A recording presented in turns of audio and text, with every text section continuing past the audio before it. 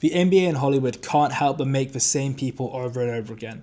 In today's video, I'm talking about NBA players, actors, and how they compare to each other. This idea came about after watching a Bill Simmons segment around Russell Crowe and his generational run in the 2000s from Gladiator, and how it compares to Shaq's dominant run when he three-peated in the early 2000s, but they both gained a little weight, fell off the prime a little bit, but came back for 1 second coming, Russell Crowe making the nice guys, and then Shaq winning that ring as the second guy with D-Wade in 2006. Anyways, that had me thinking, what are some more modern day, just more recent NBA actor comparisons? And number one, what comes to mind by far is that Timothée Chalamet and Luka Dončić are effectively the same person having the same career. Let's just think about it. Both came in the league unbelievably hot. Luka averaging damn near 20, had generational accolades, statistics, and we come to a point with Luka where we just expect greatness year in, year out, and frankly, he always delivers. A consequence of that is that he's always a favourite to win MVP because the thinking is, well, next year will be his year, right? Next year will be his year. Timothée Chalamet kind of had a similar start. Making movies like Call Me By Your Name and Beautiful Boy, just to start your career, getting Oscar looks start early on was unbelievable. And then there came the point of, he is on a generational run. He is unbelievably talented. He's multifaceted. He proved it again when he did movies like Wonka and Dune.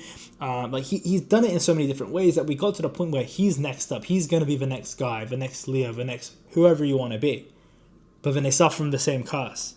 Their personalities. Maybe that's rude to say, maybe it's not. But I think Timothée Chalamet's arrogance, his ego, and particularly his comments about the ballet and traditional arts definitely played a factor in him not getting the Oscar no this year. I mean, the Oscars are political. People know this. And there's a similar thing with Luka, where as Luka was coming up, you had unbelievable performances from Shea, from Jokic, from, there's all these other players. Anthony Edwards is coming about. And Luka's been consistently great, but there was always this back talk with Luka. There's always this other side of the sword. Doesn't play defense, talks back a lot to refs, and he gets a lot of technicals. I mean, he's coming off his 16th technical now where he's suspended for a game. And you have this double-edged sword with both of them, where they're both accepted as unbelievable talents. And basically, any movie that Timmy puts out for the next 5-10 years is going to be, is he going to win Best Oscar? And is he going to win Best Leading Actor? That's always going to be in conversation. And it will be the same for Luka, where every single year, he will be in the MVP conversation before it starts, whilst it's happening, because they are great, but their personalities are their own downfall. The next person I want to go to is Ben Simmons and Ezra Miller.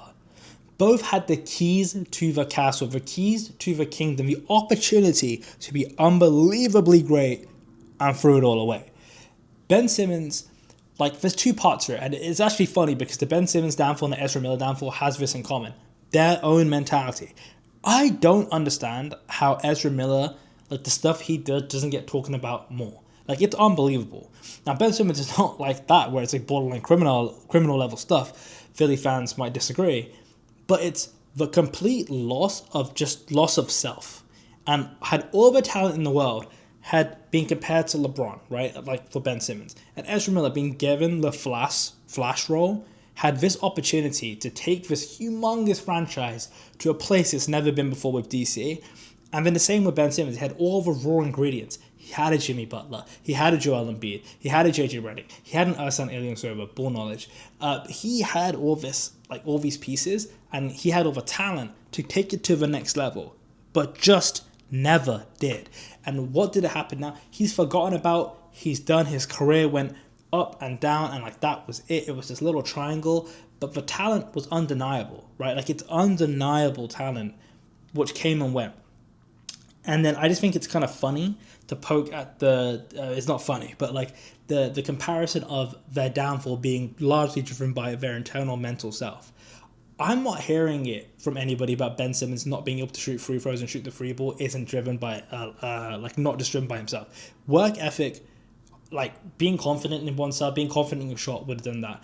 And for Ezra Miller, I don't know what drives a person to do what he did, but he did it. Right, so weak mental strength, I guess, to succeed into your initial impulses and not think it through. I don't know. Maybe that's a little bit harsh. Going into my third comparison, Carmelo Anthony and Johnny Depp. Now, hear me out on this one. Generational performers. generational talent. Great for a really, really long time. But here's the other thing. Didn't win. Like, Melo just didn't win anything. And the other part of it is, like, was he misused? I feel like Johnny Depp has that similar role. Now, Johnny Depp had the stuff with Amber Heard, which, like, kind of, like, did take out a large part of his prime. But both of them are unbelievable talents who were on great teams, who have put up big numbers, definitely big numbers. Carmelo a great scorer, and Johnny Depp made huge amounts of money, and his movies gross a huge amount. But they didn't win enough. Unbelievable talents in a tough era, constantly, like, you're going to always get compared to a lot of great people around you. They were just in a really tough spot as a leading man in that mid-2000s for both of them, right? That it's just hard to break out and differentiate yourself enough, I feel, that, you know, you can, like, kind of crack out and, like, you know, like, you're going against Brad Pitt, you're against Leo, you're against some, like, unbelievable leading men. And it's the same with Melo. He's a pure scorer going against a prime Kobe, a prime LeBron, a prime D-Wade, like a prime Tracy McGrady kind of like at the start.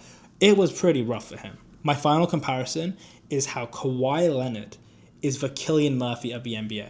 Both one-of-one personalities. Like, there is not another Kawhi Leonard in the world. There's not another Cillian Murphy in the world. Have generational interview performances where they're just so funny, from the dry humor, from the lack of social awareness to an extent, like, you know, common, you know, sensitive jokes and stuff like that. But they put out banger after banger. Like, Kawhi gets shipped to Toronto after being injured for a while. People kind of forget about how talented he really is. Gets into the playoffs, generational performance, winning championships. Disappears for a bit, randomly comes back with the Clippers, generational playoff performance. Disappears for a bit, comes back in for the Clippers in the playoffs against the Suns, generational performance. Cillian Murphy is not like, he's more consistent than Kawhi. Like, you don't have like the whole injury thing where he's like in and out. But he is just silent when he's not making a project, right? I mean, you just get these random little treats of Cillian Murphy. Peaky Blinders was unbelievable, yeah. But you kind of don't hear from him. And then he makes like a 28 years later again, he's in it, unbelievable, right? Then he gets quiet again. And it's just like this kind of peak and drop because he's so private, similar to Kawhi, in the off-season, so he's not really in the media cycle all the time. But when he puts it out, you know it's going to be an unbelievable performance, but it's just few and far between, but every time it's going to be a banger. Look, I got a bunch more of these like NBA actor comparisons on the top of my mind right now, which I'm like super excited to get in on. So we'll see how this video does. Hopefully it gets a little bit of interest. If so, would be great. But if you did like it, give it a thumbs up. Please subscribe. Drop whatever comments you might think of NBA actor comparisons or other sports actor comparisons. Always trying to bridge like that. This is what I want to do on this channel: bridge the gap between two like different communities I'm really passionate about, and hopefully we can build something really fun. But yeah, hope you guys enjoy.